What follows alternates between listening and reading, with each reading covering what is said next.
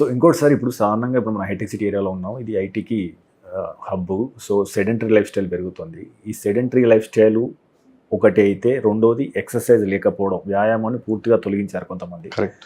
So ఇది ఏ రకంగా మానవ జీవితాన్ని, మానవ ఆరోగ్యాన్ని ప్రభావితం చేస్తుంది? ప్రధానంగా నేను క్యాన్సర్ గురించి మాట్లాడతాను. Sedentary life style, obesity is a big risk factor for cancers, many cancers, including breast cancer, uterine cancer, name many other, colon cancer కానివ్వండి, బ్లాడర్ క్యాన్సర్ కానీ, మల్టిపుల్ క్యాన్సర్స్కి sedentary life style is risk factor. So physical activity at least 120 minutes a week, 4 రోజులు వారానికి 30 minutes ఏ day minimum చేయండి అనేది నా కోరిక. So hitech city ప్రత్యేక ఏరియాలో మరి మేము the reason why we do the grace cancer run every year at scale 130 దేశాలు ఎందుకు చేస్తున్నామంటే ఇది ఒకే ఒక నినాదం. ప్రివెంట్ చేయాలి అనుకుంటే it's a long term effort. So physical activity, walking చేయండి, జాగింగ్ చేయండి, మీరు ఏ రకంగానే కూడా బాడీని కొంచెం కష్టపెట్టండి, కూర్చుని చోట కూర్చోవద్దు. అదొకే ఒక నినాదంతోనే ఈ యొక్క డ్రైవ్ మేము చేస్తున్నాం అనమాట. సో డెఫినెట్గా physical activity is again cost effective means of good health. ఖర్చు లేకుండా మంచి ఆరోగ్యం పెట్టుకునేదంటే ఫిజికల్ యాక్టివిటీ ద్వారా. And you'll get lot of happiness కదండి. మీరు ఒక ½ an hour జిమ్కి వెళ్ళి రండి, వాక్ పరిగెత్తరండి, ఎంత హ్యాపీగా ఉంటారు. ఎండార్ఫిన్స్ రిలీజ్ అవుతాయి బాడీలో, you feel so good, you are on top అవుతుంది. నాకు తెలిసి మీకు ఆల్కహాల్తో ఇక ఆనందం రాదేమో, the amount of joy you get after being physically active.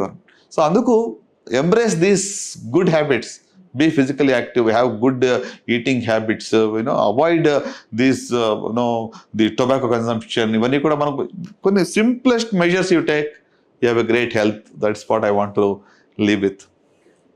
So doctor గారు, అంటే మీరు గత 20 సంవత్సరాలుగా చికిత్స అందిస్తున్నారు. ఎంతోమందికి మీరు ప్రాణదానం చేశారు. ఎంతోమంది మీ చేతిలో కూడా ప్రాణాలు కోల్పోయి ఉంటారు, మీన్స్ అంటే కాపాడలేకపోయి ఉంటారు. కరెక్ట్. సో అంటే మీకు అంటే హార్ట్ టచింగ్గా ఉన్న స్టోరీస్ ఏమన్నా అంటే ఉన్నాయా? సో అంటే హౌ యూ ఫీల్ అంటే when you save a patient, or how you feel when you are losing a patient, because if he comes in the 4th stage no one can help now. లేదండి, patient యొక్క జర్నీలో we also become part of it అండి.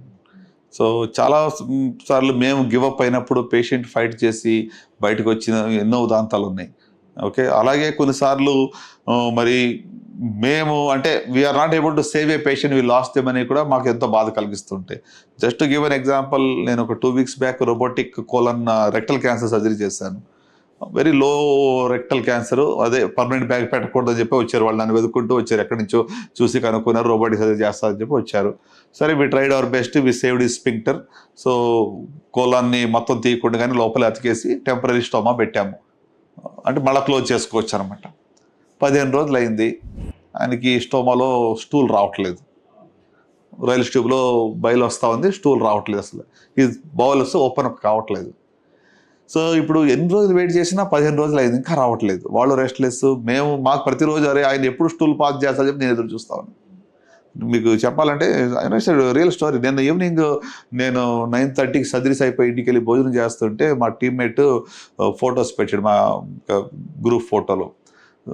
బ్యాగ్లో మొత్తం stool అంతా వస్తున్నది, 4 సార్లు వచ్చింది, బ్యాగ్ నిండిపోయింది స్టూల్. నేను భోజనం చేస్తూ ఆ ఫోటో చూస్తూ ఐఎమ్ ఎంజాయింగ్ ఇట్. అమ్మా, such a relief. See what an irony. On one side I am having my food, I am seeing a photo, ఆయన స్టూల్ పాస్ చేశాడంటే నాకు ఆనందం ఇక్కడ. అంటే ఇంత సాటిస్ఫాక్షన్ ఇంకెక్కడ ఉంటుందో చెప్పండి. So that's why I mean these are all real engagements with the patients. వాళ్ళు they give us so much of satisfaction.